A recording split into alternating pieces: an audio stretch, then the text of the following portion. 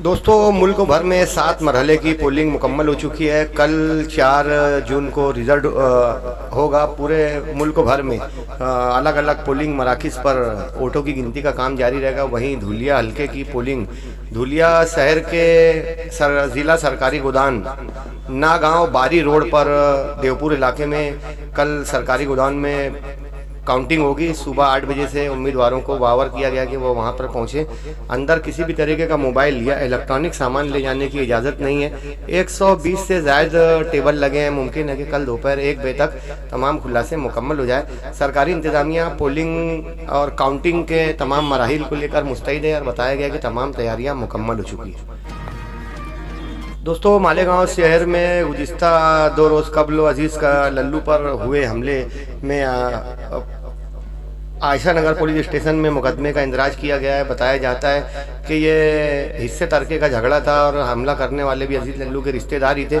अजीज़ लल्लू के साथ उनका बेटा भी जख्मी था। इस मामले में पुलिस ने अब्दुल्ला अब्दुल सलाम, अब्दुल रहमान और अब्दुल रहीम अब्दुल्ला इन 3 अफराद पर 324 के तहत मुकदमे का इंदराज किया। वहीं इन मुलजिमीन की शिकायत पर अजीज़ अहमद, नज़ीर अहमद अल मारूफ अजीज़ लल्लू, इसरारुल हक अजीज़ अहमद और एहसानुल हक अजीज़ अहमद, इन 3 अफराद पर यानी दोनों जानिब के 3 अफराद पर 324 के तहत मुकदमे का इंदराज किया गया। दोस्तों, अब्दुल मालिक फायरिंग मामले में पहले 2 मुलजिमीन गिरफ्तार थे। वहीं एक मुलजिम और गिरफ्तार हुआ। फायरिंग मामले के 3 मुलजिमीन हो गए थे। वहीं जवाबी फायरिंग मामले में अब्दुल मालिक का एक साथी भी गिरफ्तार। इस तरह 4 मुलजिमीन पुलिस कस्टडी में थे। कल 4 जून को इनकी पुलिस तहवील खत्म होगी। इन्हें दोबारा कोर्ट में पेश किया जाएगा। देखते हैं कल क्या इंकशाफ होता है या का इसमें मजीद तब्दीली आती है। दोस्तों, रौनकाबाद सलामताबाद अतराफ की रहने वाली एक BA पास 21 साल लड़की अक्सा ने जो BA फाइनल ईयर का एग्ज़ाम पास कर चुकी थी और वो चाहती थी कि मैं आला तालीम हासिल करूं, मगर घर वालों ने, अफराद खाना ने घरेलू हालात के सबब उसको इस बात की इजाज़त नहीं दी।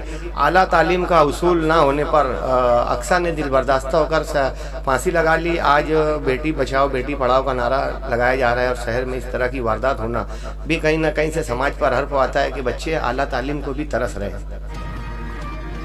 दोस्तों, मालेगांव शहर में छोटी मोटी चोरियों की वारदात होती है, मगर सराफ गली, सोनार बाजार, 5 कंदील इलाके में तन्मय ज्वेलर्स, निवृत्ति दत्तात्रेय खुराड़े इनकी सोनार गली में वाक़ तन्मय ज्वेलर्स में कल रात चोरी हो जाने के बाइस 8,440 ग्राम चांदी, जिसकी कुल मालियत 11,89,328 रुपये बताई जा रही है। 11,89,000 रुपये चांदी चोरी के मामले को लेकर भी कहीं न कहीं से पुलिस इंतजामिया मुस्तैद है।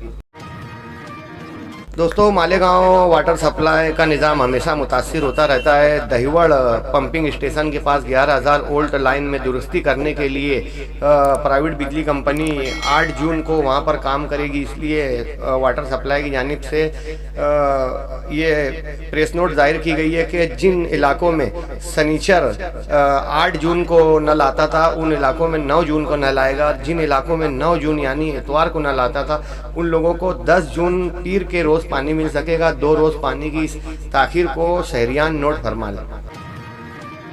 दोस्तों, बकरीद की आमद है। 17 जून पीर के रोज़ बकरीद हो सकती है, यानी आज से 13 दिन रह गए हैं, मगर बकरीद की तैयारियों को लेकर शहर में कोई भी एहतमाम नज़र नहीं आ रहा है। वहीं जानवरों की खरीद और फरोख्त भी थमी हुई है। इन दिनों में अक्सर जानवरों के बाज़ार लग जाते थे, मगर इस मरतबा खरीद और फरोख्त के मामले में बहुत ही सुस्ती देखी जा रही है। वहीं जानवरों की तादाद की कीमत भी आसमान को छू रही है। काले जानवर कंपनियों में 210 रुपये किलो से खरीदे जा रहे हैं। कंपनियों के बेजा भाव की वजह से इस बार काले जानवरों की कीमत में भी काफ़ी इजाफा दिखाई दे रहा है। जो जानवर 15-20 हज़ार रुपये में मिल जाते थे, वो जानवर अब 30 और 35 हज़ार रुपये की दस्तरस में है। 13 दिन रह गए हैं बकरीद की तैयारियों को लेकर। आने वाले दिनों में सैफ न्यूज़ पर आप देखेंगे बकरीद की कुछ खास झलकियाँ।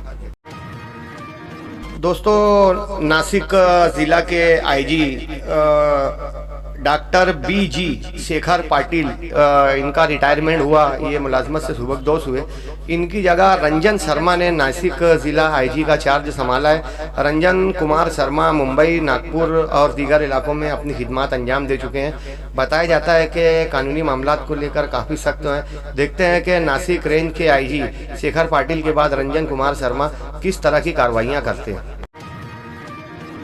दोस्तों, गुज़िस्ता दिनों VT स्टेशन मुंबई के CSMT छत्रपति शिवाजी महाराज टर्मिनल्स पर 2 मेगा ब्लॉक जाहिर किए गए थे, जिसके बाइस 30 से ज़ायद ट्रेनें मनसूख कर दी गई थी। वहीं पंचवटी और राज्य रानी भी 2 दिनों के लिए मनसूख थी, शनिचर और इतवार। अब वो दोबारा शुरू हो चुकी है। दोस्तों, गर्मियां अपने शबाब पर है। नागपुर में सबसे ज़्यादा 56 डिग्री सेल्सियस दर्ज किया गया, वहीं दिल्ली में 52 डिग्री सेल्सियस, यूपी और राजस्थान के बेशतर इलाकों में 48, जबकि महाराष्ट्र में के कुछ इलाकों में 44 का 45 डिग्री सेल्सियस पाया गया। दोस्तों, मुकेश अंबानी जो एशिया के अमीर तरीन आदमी थे, इस लिस्ट के जाहिर होने के बाद एशिया के अमीर तरीन लोगों का सर्वे हुआ, जिसमें मुकेश अंबानी को पीछे छोड़कर अडानी ने पहला नंबर हासिल किया। यानी मुकेश अंबानी के बाद अडानी अब एशिया के सबसे अमीर तरीन लोगों की लिस्ट में सरे फहरिस्त है। अरविंद केजरीवाल गुज़िस्ता कई दिनों से कई मामलात को लेकर तिहाड़ जेल में थे। इलेक्शन की तैयारियों को लेकर उनको पैरोल दिया गया। 2 जून को उन्होंने दोबारा तिहाड़ जेल में खुद सुपुर्दगी कर दी और अरविंद केजरीवाल ने खुद सुपुर्दगी से कबल अपनी मां से आशीर्वाद लिया। इस मौके पर मीडिया से खिताब करते हुए केजरीवाल ने कहा कि 4 जून के बाद मैं खुद ब खुद वापस आऊँगा, आप सेकुलर लोगों की हुकूमत बन जाए। दोस्तों, मालेगांव शहर में पुलिस इंतजामिया की जानिब से बढ़ते हुए जराइम कराइम को रोकने के लिए कॉम्बिंग ऑपरेशन जारी है। 151, 144 के तहत कार्रवाई की जा रही है। वहीं छापामार कार्रवाई, घरों की तलाशी, मुलजिमीन के ठिकानों की तलाशी भी ली जा रही है। कई तलवारें जब्त हुई, कुछ अपराध पर मुकदमे का भी इंदराज किया गया। पुलिस इंतजामिया इस बात को लेकर भी मुस्तैद है कि शहर से कुछ लोगों को तड़ीपार किया जाए ताकि शहर का लॉ एंड ऑर्डर कायम रह सके। इस बाबत तेगबीर सिंह सिंधु ने अपने बयान में सैफ न्यूज़ पर दीगर तफसीलात बताई है, आप देख सकते हैं। दोस्तों, 12वीं और 10वीं के नताइज रिजल्ट निकल चुके हैं। मालेगांव शहर में हमेशा ड्रॉप आउट का सिलसिला, यानी 10वीं और 12वीं के बाद बेशतर अफराद तालीमी सिलसिला बंद कर देते हैं और दीगर कामकाज में लग जाते हैं। जबकि 12 साल पढ़ने के बाद मजीद अगर 4-5 साल ये स्कूल पढ़ ले तो ज़िंदगी लाइफ इत्मीनान बख्श गुजरे, वरना अलग अलग तरीके की मजदूरी करना पड़ती है। मालेगांव शहर में ड्रॉप आउट रोकने के लिए उलमाए कराम को, सोशल वर्कर्स को, असातिज़ा को भी आगे आने की ज़रूरत है। स्कूल इंतजामिया इस बात पर भी ध्यान दे कि 10वीं और 12वीं बाद जो लोग ड्रॉप आउट करते हैं तो उनकी कन्विंसिंग की जाए और उन्हें दोबारा तालीमी धारे में लाया जाए। सैयद अमीनुल कादरी साहब की जानिब से तालीमी बेदारी इजलास मालेगांव शहर में मुनक्किद किया गया है, जो 7, 8, 9 जून को मछली टावर, आयशा नगर और दीगर इलाकों में हो रहा है। तालीमी बेदारी के नाम पे इजलास तकरीर के अलावा अमली तौर पर भी कोशिश करने की ज़रूरत है।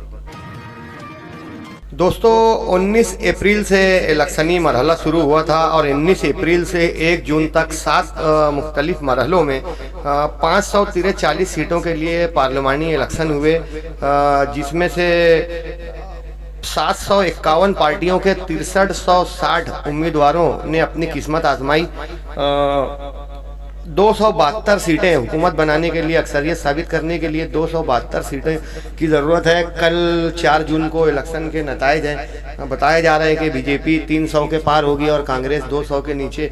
बेशतर मीडिया में यही बताया जा रहा है। बहरहाल कल समझ में आ सकेगा मुकम्मल रिजल्ट। अभी अरुणाचल प्रदेश और सिक्किम 2 जगह पर असम्बली इलेक्शन हुए थे 19 अप्रैल को ही पार्लिमानी इलेक्शन के साथ। तो उन 2 रियासतों के असम्बली इलेक्शन के नताइज गुज़िस्ता 2 रोज़ कबल 2 जून को जाहिर किए गए। अरुणाचल प्रदेश में 60 असम्बली सीटें थी, जिसमें से 10 सीटें बीजेपी ने बिला मुकाबला जीत ली थी। 50 सीटों की काउंटिंग 2 जून की हुई, जिसमें से 50 में से 56, यानी अरुणाचल में 60 सीटों में से बीजेपी ने 56 सीटें हासिल की। 4 सीटें दीगर उम्मीदवारों को मिल सकी। अरुणाचल प्रदेश में असम्बली इंतखाबात में तीसरी मरतबा बीजेपी ने हुकूमत बनाई है। वहीं सिक्किम की 32 असम्बली सीटों के इलेक्शन हुए, जिसमें से 31 सीटों पर सिक्किम की SMK पार्टी यानी सिक्किम क्रांति मोर्चा ने 32 में से 31 सीटों पर कामयाबी हासिल की। यहाँ बीजेपी और कांग्रेस का खाता नहीं खुल सका। एक आज़ाद उम्मीदवार और 31 सिक्किम क्रांति मोर्चा के। सिक्किम क्रांति मोर्चा की हुकूमत और अरुणाचल प्रदेश में बीजेपी की तीसरी मर्तबा हुकूमत बनी है। इस रिजल्ट का 4 जून के रिजल्ट पर क्या असर होगा ये मालूम हो सकेगा 4 जून को। दोस्तों, इसराइल की गोलीबारी में फ़लस्तीन के मरकज़ी बाज़ार इलाके में 53 लोगों की हलाकत हुई है। वहीं 300 से ज़ायद अफराद ज़ख्मी बताए जा रहे हैं। इसराइल में अद्वियात, ग़िज़ा, खाने पीने और बीमारियों का दौर दौरा है। ऐसे में पूरी दुनिया से इसराइल की मजम्मत हो रही है, मगर फ़लस्तीन पर बर्बरियत इसराइल की किसी भी हाल में रुकने का नाम नहीं ले रही।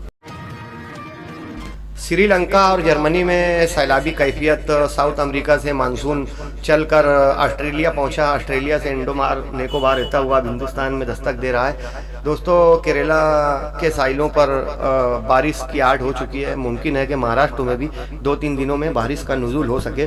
श्रीलंका और जर्मनी में जहां सैलाबी कैफियत है, वहीं बहरे अहमर रेड सी में भी हौसियों की जानिब से अमेरिका और दीगर ममालिक के 4 से ज़ायद जहाज़ों को निशाना बनाया गया और पानियों में जारी ये जंग बहरे अहमर में रुकने का नाम नहीं ले रही है। दोस्तों, कोयत के वली अहद के लिए कोयत के शेख मिसबाहुल खालिद ने कल कोयत के वली अहद का चार्ज संभाला।